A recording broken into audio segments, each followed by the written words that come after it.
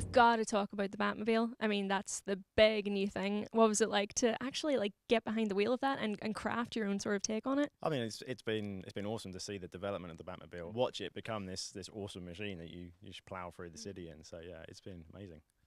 Yeah, I mean, it's just been a real treat to have the Batmobile in there, because what we've done before is just Batman, and now we've kind of integrated a vehicle into that motion as well, and we've had to make it seamless and flow smoothly throughout the city. So it's been a tough job for the player programmers really this time around. That must have been pretty special to actually give a voice to one of the most iconic vehicles ever, right? Oh yeah, I mean that is quite a challenge, and it's certainly, in terms of the complexity, the hardest thing we've ever faced. There are so many sounds playing. We want that one engine to sound like one thing, but it's made up of so many different things.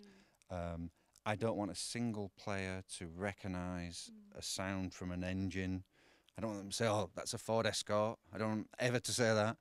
I think I remember actually in Forza Motorsport 5, the guys actually used like lion roars and really unusual stuff like that to actually just give it that little extra oomph. Well, look, so we're not just recording mechanical sounds, we're recording organic sounds as well, that will support the kind of key message of the Batmobile, which is aggression and technology. What was that like to actually create one of the most iconic cars ever, I guess?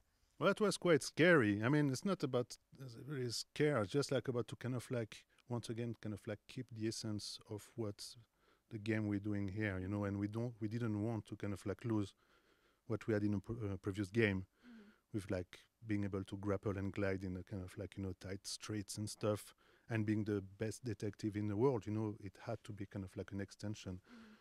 Following that very kind of like tight narration. So it's very kind of like an extension to the experience of being Batman. Batman can kind of eject straight out of the car and he can call the car to him. It's quite it's a bit of a synergy, right? Absolutely. I mean, the Batmobile obviously gives Batman an edge. Obviously, we can't tell you too much. You've seen kind of the power that it can give him. But yeah, absolutely. I mean, his history of construction, as Dave said, obviously the same as, you know, the new suit for Batman and the, you know, the kind of technology that he's had in order to build this. And yeah, it goes very well. Obviously, it's kind of the thing that people have been screaming out for. Absolutely. In terms of let's have the full gadgets, let's have the whole lot. Was that kind of why? I mean, I have to say, yeah, that the fan feedback was always Batmobile, Batmobile, Batmobile. Was that kind of like, it's the final one, we kind of have to do it now, you guys? I think it's a couple of things, really. I think we've always kind of wanted to do that, right? And I think Next Gen gave us the ability to do that, and I think it definitely fit very well with the kind of the epic finale of the trilogy. So it was just a natural progression that kind of really got us there. Yeah, exactly, as Paul's saying. That's the kind of like, you know, it's like the full package now, you know, I mean, like being Batman and getting the best kind of like Batman experience all in one, with the next gen craziness on top of that.